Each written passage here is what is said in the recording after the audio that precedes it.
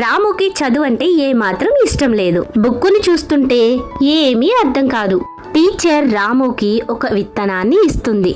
రాము, ఈ విత్తనాన్ని నువ్వు నాటి పెంచు అని చెప్తుంది. విత్తనాన్ని నాటిన రాము క్రమం తప్పకుండా నీళ్లు పోస్తూ ఉండేవాడు. ఆ గింజ మొలకెత్తి చిన్నగా రాము కంటే పెద్దగా చెట్టుగా మారిపోతుంది. తాను నాటిన ఒక చిన్న గింజ తనకంటే ఎంతో పెద్దగా మారిపోవడాన్ని చూసిన రాము ఆశ్చర్యపోయాడు.